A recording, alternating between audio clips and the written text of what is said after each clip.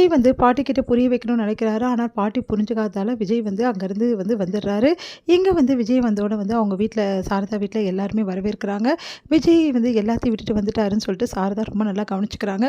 அதே மாதிரி காவேரியும் நம்ம விஜயும் ரொம்ப சந்தோஷமா இருக்காங்க. இந்த சூழ்நிலை இந்த மாதிரி காவேரி கர்ப்பமா இருக்கிறதும், விஜய் வீட்டோட வந்த விஷயம் எல்லாத்தையுமே நிவினும் நம்ம என்ன பண்ணுறாங்க யமுனாவும் தெரிஞ்சுக்கிறாங்க.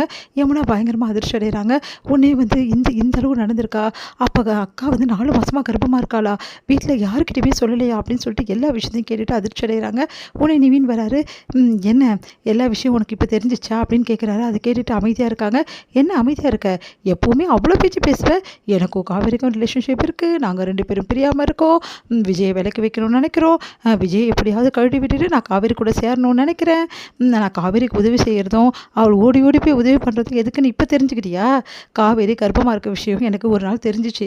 காவேரி மயக்கடிச்சு விழ போனா. அப்போ நான் அவளை ஹாஸ்பிட்டலுக்கு கூட்டிகிட்டு போனேன். அப்போ தான் விஷயம் தெரிஞ்சிச்சு, இந்த மாதிரி காவேரி கர்ப்பமாக இருக்க விஷயம். அப்போது காவேரி எவ்வளோ சந்தோஷப்பட்டா தெரியுமா? விஜய் எவ்வளோ சந்தோஷப்பட்டது. 2 பேரும் நல்லா வாழ்ந்துருக்காங்க.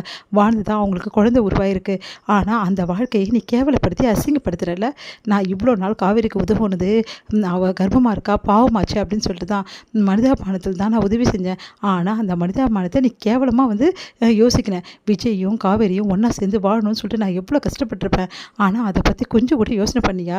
நீ ஒவ்வொரு நொடியும் அப்படியே ரொம்ப கேவலமாக பேசி என்னை அசிங்கப்படுத்திட்டு இருந்த. ஆனால் எல்லாத்துக்கும் இப்போ தீர்வு கிடச்சிச்சா உனக்கு? நீ எவ்வளோ கேவலமாக என்கிட்ட நடந்துக்கிறேன்னு சொல்லிட்டு நினச்சி பாரு. நீ என்னமோ நல்ல மாதிரியே எப்பவும் பேசிட்டு போய் இப்போ வாயை திரைய பார்க்கலாம் அப்படின்றாரு. அதை கேட்டுட்டு அமைதியாக இருக்காங்க. என்ன அமைதியாக இருக்க? வாயே திறக்க மாட்டேங்கிற? பின்ன நீ பண்ண தப்பெல்லாம் உனக்கு உறுத்துள்ள அப்படின்னோடனே, இங்கே பாருங்கள், என் நிலமையில இருந்தால் யாரும் அப்படி தான் யோசிப்பாங்க. ஏன்னா நீங்கள் காவேரிக்காக முதல்ல விரும்பியிருக்கீங்க. அதனால தான் அப்படி இருக்குமோன்னு நினச்சி நான் பயந்துட்டு. மற்றபடியெல்லாம் நான் ஒன்றும் கெட்ட பொண்ணு கிடையாது அப்படின்னு. நீ கெட்ட பொண்ணு கிடையாதுன்னு நீயே சொல்லாத. உடம்பு ஃபுல்லாக விஷம் தான் இருக்குது. நாக்களையும் விஷம் தான் இருக்குது. எனக்கு எல்லாமே தெரியும். ஒன்றெலாம் எனக்கு உன்னை பார்த்தாவே எனக்கு எப்போவுமே பிடிக்காது. ஏன்னா நீ ஒரு மாதிரியான கேரக்டர். என்னென்னா உனக்கு நல்லது தெரியாது, எப்போவுமே கெடுதல் தான் சரி. ஏன் இப்படிலாம் பேசுகிறீங்க? நான் ஒன்றும் அப்படிப்பட்டவ கிடையாது. காவிரிக்காக நான் தப்பாக புரிஞ்சுக்கிறது உண்மைதான். ஆனால் இருந்தாலும் நீங்கள் அவளுக்கு உதவி செஞ்சதால் தான் நான் தப்பாக புரிஞ்சுக்கிட்டேன். ஏன் என்கிட்ட முன்னாடியே சொல்லலை? என்கிட்ட முன்னாடி சொல்லியிருந்தா நான் அப்படி தப்பாக புரிஞ்சுட்டுப்பேனா? உன்கிட்ட வேற முன்னாடி சொல்லுவாங்களா? முதல்ல எல்லாரையும் நம்பணும். அடுத்தவங்களை நம்பினா தான் அவங்க செய்கிறது நல்லதா கெட்டதா நம்மளுக்கு புரிய வரும். நம்பிக்கை இல்லாமல் பார்த்தா எதையும் புரிய வராது. உனக்கு என் மேலே நம்பிக்கை இல்லை, உன் கூட பிறந்த அக்கா மேலேயும் நம்பிக்கை இல்லை. அப்புறம் எப்படி நீ இப்படியே நம்பிக்கை இல்லாமல் இருந்தேன்னு வச்சுக்கோயேன், உன் வாழ்க்கை நரகமாக தான் இருக்கும். நீ இது மட்டும் கிடையாது, இதுக்கப்புறமாவும் நீ திருந்தவே போகிறதில்ல அப்படின்னு சொல்லிட்டு போகிறாரு. அதை கேட்டு பயங்கரமாக அழறாங்க. நான் ரொம்ப பெரிய தப்பு பண்ணிட்டேன். நான் காவேரி அக்கா கிட்ட முதல்ல மன்னிப்பு கேட்கணும். அவகிட்ட எப்படிலாம் பேசியிருக்கேன். ஐயோ, நான் ரொம்ப பெரிய தப்பு பண்ணிட்டேனே அப்படின்னு சொல்லிட்டு வீட்டுக்கு போகிறாங்க. இங்கே நிவினும் வராரு. நிவின் இவன் எதுக்கு இங்கே வந்திருக்கா அப்படின்னு சொல்லிட்டு பார்க்குறாங்க. நேராக காவேரி கிட்ட காவேரி அக்கா அப்படின்னோடனே, என்னடி வா அப்படின்னோடனே, அக்கா அப்படி சொல்லிட்டு அப்படியே ஓடி கட்டி பிடிச்சி அழறாங்க. என்ன ஆச்சு? எதுக்கு அழற யமுனா அப்படின்னோடனே, சாரிக்கா, நான் உன்னை ரொம்ப கஷ்டப்படுத்திட்டேன். உன்னை என்னெல்லாம் பேசினேன். நான் மாமா கிட்டே மன்னிப்பு கேட்கணும். அவரையும் போலீஸில் நான் அதனை மாட்டி விட்டேன் அப்படின்னு ஒன்று எல்லாரும் அதிர்ச்சி அடைகிறாங்க. உடனே அம்மா அடிப்பாவி, அப்போது விஜய் மாட்டி விட்டது நீ தானா அப்படின்னு சொல்லிட்டு கேட்குறாங்க. பாட்டி எல்லாருமே ஆமாம் அப்படின்றாங்க. உடனே விஜய் வராரு.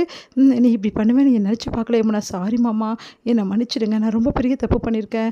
இதுக்கெல்லாம் காரணம் என்னென்னா அப்படி சொல்லிட்டு, வேணாம் விடு, அதெல்லாம் பற்றி எதுக்கு பேசணும் அப்படின்னு சொல்கிறாங்க. இல்லை நான் சொல்லிடுறேன், எல்லாரும் என்னை மன்னிச்சிடுங்க. இவ்வளோ நாளாக நான் அக்கா கிட்ட சண்டை போடுறதுக்கு எல்லாத்துக்கும் காரணம் நான் தான் இவங்க 2 பேரையும் பற்றி ரொம்ப தவறாக நினச்சி நான் இந்த மாதிரிலாம் பண்ணிட்டேன். ஏன்னா இவர் ரொம்ப காவேரி அக்காவை தாங்கினார். எப்போ பார்த்தாலும் உதவி பண்ணிகிட்டே இருந்தார். அதனால தான் தப்பாக நினச்சிட்டேன். எல்லாரும் என்னை மன்னிச்சிடுங்க ப்ளீஸ் அப்படின்னு. அடிப்பாவி, நீ இவ்வளோ மோசமாக நடந்திருக்கியா? உன்னெல்லாம் எப்படி என் வயிற்றில் நீ பிறந்தியோ தெரியல அப்படின்னு சொல்லிட்டு அவங்க அம்மா டென்ஷன் ஆகிறாங்க. அம்மா விடுமா, அதான் அவள் புரிஞ்சுக்கிட்டால, விடுமா. என்னடி புரிஞ்சுக்கிட்டா? சொந்த அக்காவே சந்தேகப்பட்டிருக்கா. இவளெல்லாம் என்ன பண்ணுறது? நான் மன்னிப்பு கேட்டுக்கிறேம்மா, அக்கா என்னை மன்னிச்சிருக்காம்மா, அம்மா என்னை மன்னிச்சிடுங்க மாமா அப்படி சொன்னோன்னே, பரவாயில்ல விடு அப்படி சொல்லிட்டு சமாதானப்படுத்துகிறாரு விஜய். இதோட இதை மறந்துடு அப்படின்றாரு. எல்லாரும் நிம்மதி அடைகிறாங்க. இப்போ தான்